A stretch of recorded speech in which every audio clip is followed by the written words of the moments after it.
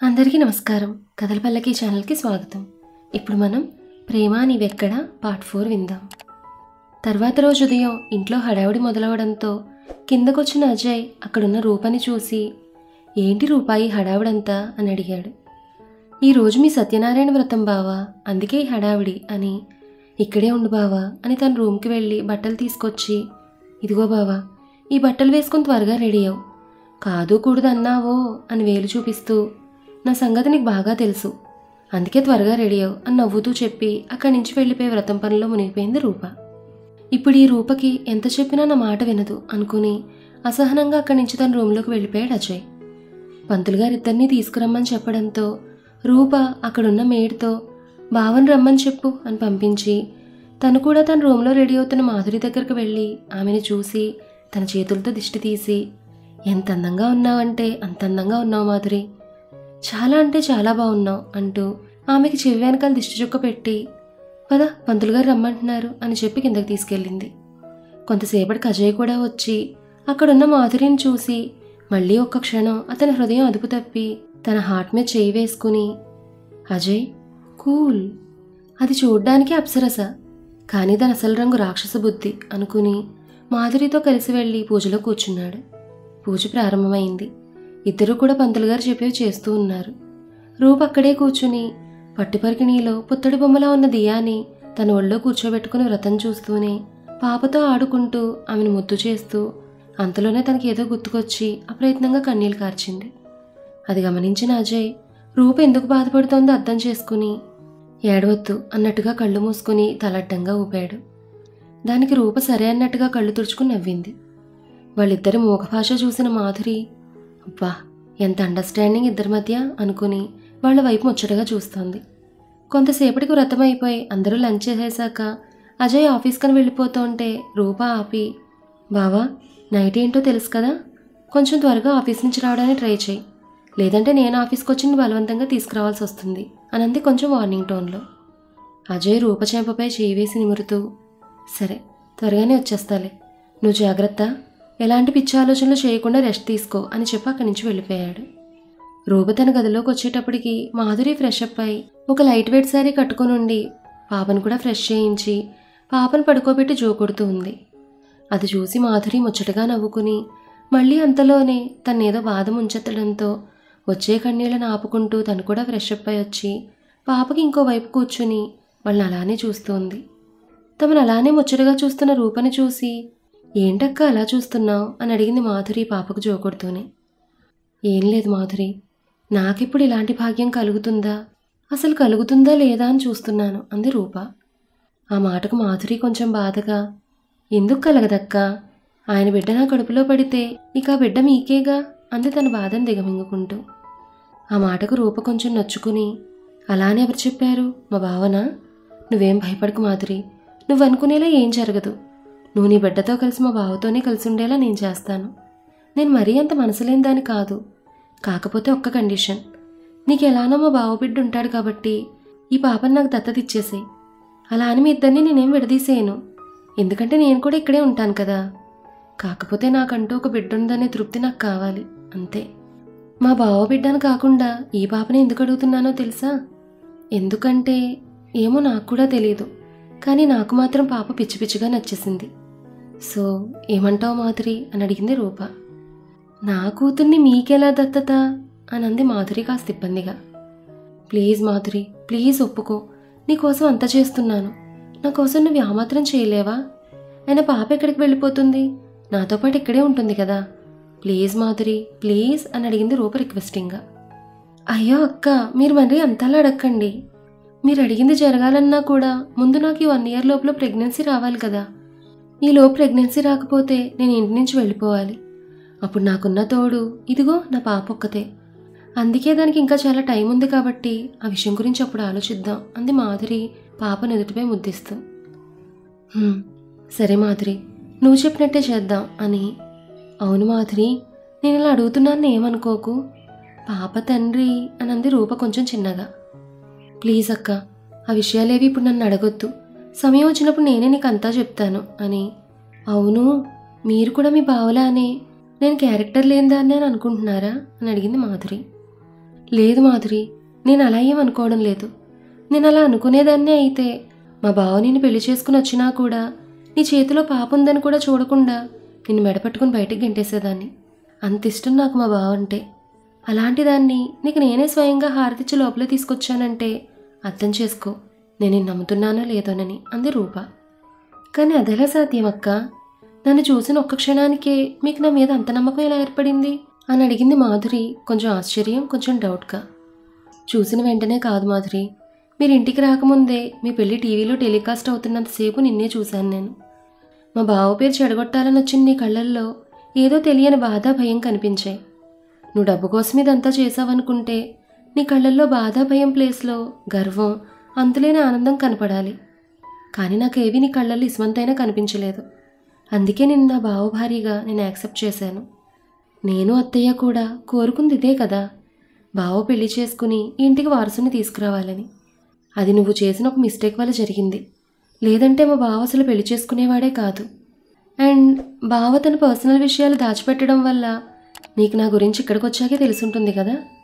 ఎందుకంటే నేను నన్ను చూడగానే నీ ఫేస్లో ఆశ్చర్యం చూశానులే. ఎలా అయినా త్వరగా మా బావకి నీ మంచితనం తెలిసేలా చేయాలి అంది రూప. నన్ను ఇంత బాగా అర్థం చేసుకున్నందుకు మీకు చాలా చాలా థ్యాంక్స్ అక్క. కానీ చిలకా కోరింకల్ లాంటి మీ ఇద్దరిని విడదీసి నేను ఆయనతో కలిసి ఉండలేను. అందుకే మీకు మీ బావ బిడ్డని ఇచ్చేసి నా పాపను తీసుకుని నేను వెళ్ళిపోతాను అంది మాధురి.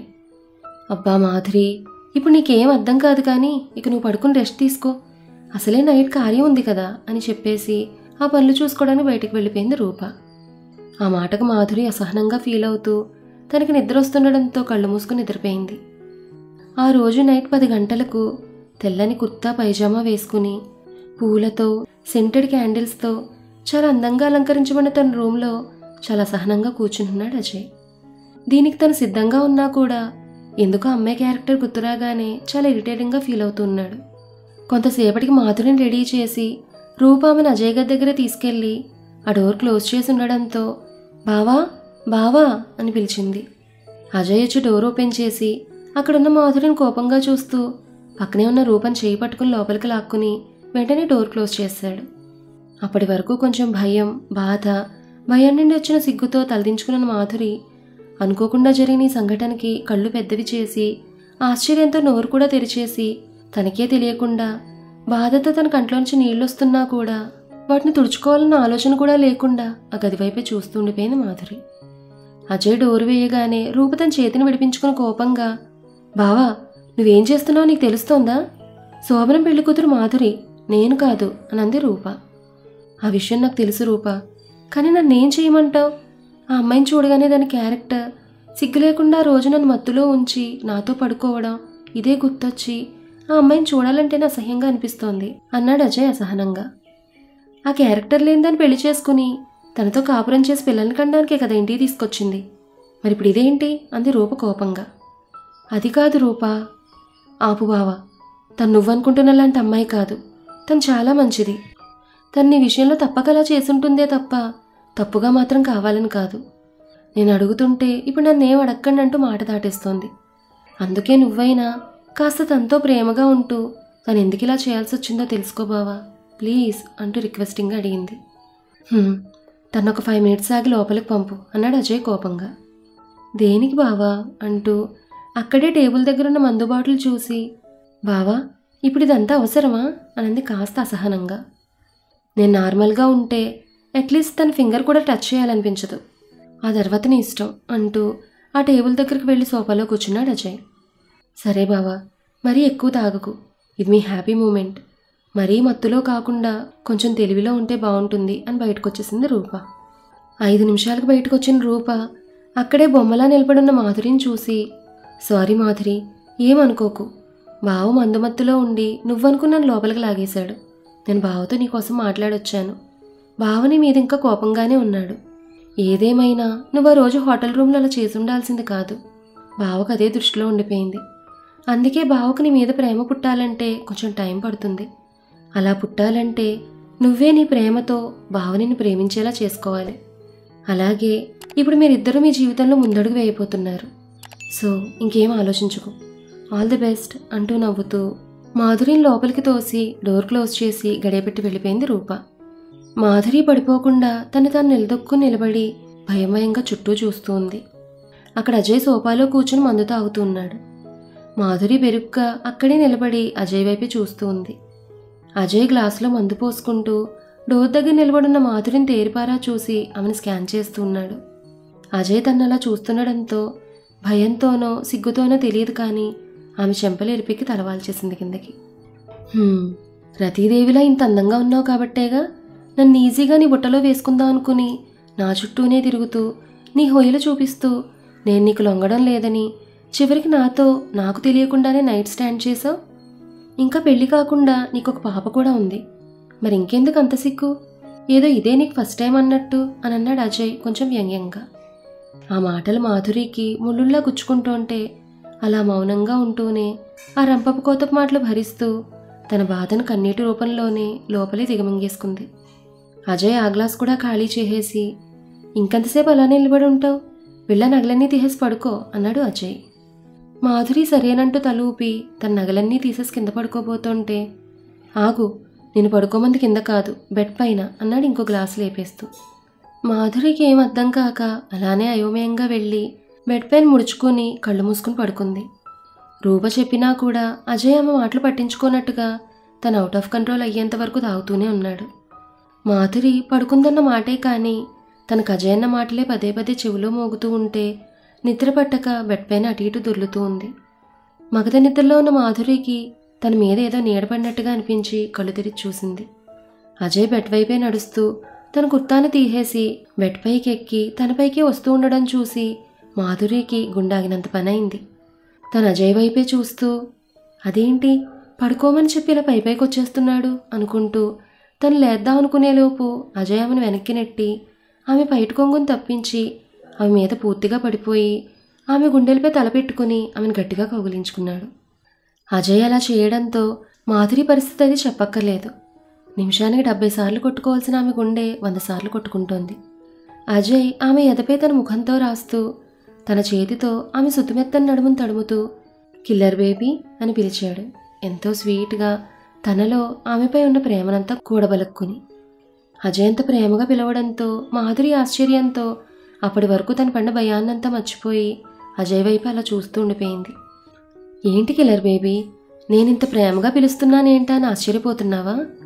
మరీ అంత సర్ప్రైజ్ అవ్వకు కిల్లర్ బేబీ. ఎందుకంటే నేను లవ్ చేస్తున్నాను, అందుకే అలా పిలుస్తున్నాను.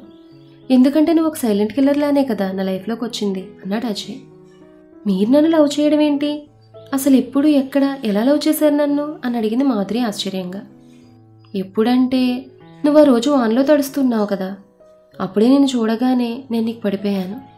లవ్ ఎట్ ఫస్ట్ సైట్ అంటూ ఆమె ఎదపై ముద్దిచ్చాడు. అజయ్ అలా చేయడంతో మాధురి అతన్ని తన ఎదలోకి పొదువుకుని అతను చెప్పే మాటలు వింటూ ప్రేమగా తన తల నిమురుతూ ఉంది. వీడేంటి ఆల్రెడీ పెళ్లి చేసుకుని నన్ను లవ్ చేస్తున్నాడు అనుకుంటున్నావు కదా? నీలాగే నా పెళ్లి గురించి తెలిసిన అందరూ కూడా అలా అనుకుంటారనే అప్పుడే పుట్టిన నా ప్రేమను అక్కడే చంపేసుకుని వచ్చేస్తుంటే నువ్వేమో నీ ప్లాన్లో భాగంగా వచ్చి నా మీద పడ్డావు. అప్పుడు నా పరిస్థితి ఎలా ఉంటుందో ఆలోచించావా కిల్లర్? అందుకే అప్పటి నుంచి నువ్వు నా దగ్గరకు వచ్చిన ప్రతిసారి, నన్ను టచ్ చేసిన ప్రతిసారి నీ మీద అరిచేవాడిని. కానీ నువ్వేం చేసావు? నేను నీకు పడట్లేదని నాకు తెలియకుండానే నాతో నైట్ స్టాండ్ చేసి ఆ ప్రూఫ్లతో వచ్చి నా కొంప కొల్లేరు చేయడానికి నా ప్రజెంటేషన్ మీటింగ్లో నిలబడ్డావు అని అజయ్ అనడంతో మాధురి చిన్నగా నవ్వుకుంది. నిన్నక్కడ చూసిన నాకు అసలు మైండ్ పనిచేయలేదు. ఇక ఫొటోస్ గురించి చెప్పాలంటే దిమ్మ తిరిగి మైండ్ బ్లాక్ అయింది. అందుకే అలా స్టాట్యూలో నిలబడిపోయాను. అదే నీ ప్లేస్లో ఇంకో అమ్మాయి ఎవరైనా నిలబడి ఉంటే అప్పుడు నా మైండ్ యాక్టివ్గా పనిచేసి దాంతో నరకం స్పెల్లింగ్ రాయించి అక్కడి నుంచి లగెత్తుకుని పారిపోయేలా చేసేవాడిని అన్నాడు అజయ్. ఆ మాటకి మాధురి నవ్వుతూ అవునా, మరి నన్నెందుకు అలా చేయకుండా ఇలా పెళ్లి చేసుకుని తీసుకొచ్చారు అని అడిగింది. చెప్పాగా కిల్లర్ బేబీ నేను లవ్ చేస్తున్నానని. అందుకేనేమో ఏం చేయాలో తెలియకలా స్తబ్దుగా నిలబడితే నా పిఏ చేసిన పనికి ఇదిగో ఇప్పుడు ఇక్కడ ఇలా నువ్వు బెడ్ పైన నేను నీ మీద ఉన్నాం అని అన్నాడు అజయ్ తన భుజంపై ఉన్న బ్లౌజుని పక్కకు తప్పించి అక్కడ చిన్నగా కొరుకుతూ. దానితో మాధురి తమకంగా కళ్ళు మూసుకుంది. మళ్ళీ అజయ్ మాట్లాడుతూ కానీ నువ్వు ఆఫ్టర్ ఆల్ 40 లక్షల కోసం తప్పుడు దారులు ఇలా నా లైఫ్లోకి రావడం నాకు అసలు నచ్చలేదు కిల్లర్. అదే నీ మీద నాకున్న ప్రేమను చంపేసింది అంటూ కోపంగా అతని చేతిలో విడిపోయిన ఆమె నడుమును గట్టిగా నిలమేస్తూ ఉన్నాడు. మాధురి ఆ నొప్పికి తాళలేక అరుస్తూ బలంగా తన మీదున్న అజయ్ని పక్కకు తోసేసి లేచి కూర్చుని ఎర్రని కందగడ్డలా అయిపోయిన తన నడుమును చూసుకుని నొప్పితో ఏడుస్తోంది. ఆమె కన్నీళ్లను చూసిన అజయ్ వెంటనే ఆమె దగ్గరకు వచ్చి, అయ్యో sorry killer, I'm so sorry, ఏదో కోపంలో అలా చేసేశాను అంటూ ఆమె నడుం దగ్గర ఒంగుని అక్కడ తన వెచ్చని ఊపిరి ఊదుతూ తన చేతితో సుతారంగా నిమురుతూ తన తడిపెదాల ముద్దులతో ఆమె నొప్పిని పోగొడుతూ ఉన్నాడు. మాధురికి అజయ్ ప్రవర్తన అర్థం కాక అలానే అయోమయంగా చూస్తూ ఉంది. అలా ముద్దులిస్తున్న అజయ్కి ఇంకా ఏదో కావాలనిపించింది. ఆమె నాభి మీద నాభి కింద ముద్దులిస్తూ ఆమెను వెనక్కి తోసి అతను ఆమెపై ఒరిగిపోతూ ఆమె మెడపై చుంబిస్తూ, అవును కిల్లర్, నీకు 40 lakhs ఎందుకు అని అడిగాడు అజయ్. దానికి మాధురి, ఇదే ప్రశ్న మీరు మత్తులో లేనప్పుడు ఇంతే ప్రేమగా అడగండి, అప్పుడు చెప్తాను అంది మాధురి. దానికి అజయ్ అంటూ ఆమె పెదాలను అందుకునేలోపు, ఇక్కడ మాత్రం మీరు మత్తులో లేకుండా మీ ప్రేమను నాకు చెప్పినప్పుడే పెట్టాలి అని మాధురి అనడంతో అజయ్ ఇంకేమనలేక పూర్తిగా ఆమెను తనలో కలిపేసుకున్నాడు. మాధురి కూడా ప్రేమతో జరగాలనుకున్న తమ కలయిక అలానే జరుగుతున్నందుకు సంతోషంగా ఉన్నా అతను మత్తులో ఉండగా జరుగుతుందన్న చిన్న అసంతృప్తి తప్ప ఆమె కూడా అనుభూతిని మనస్ఫూర్తిగా ఆస్వాదిస్తూ అతనిలో కరిగిపోయింది. మరి ఆ తర్వాత ఏం జరిగిందనేది నెక్స్ట్ ఎపిసోడ్లో తెలుసుకుందాం. ఈ కథ మీకు నచ్చితే లైక్ చేయండి, షేర్ చేయండి, అలాగే మన కథల పల్లకి ఛానల్ని సబ్స్క్రైబ్ చేసుకోండి. ధన్యవాదాలు.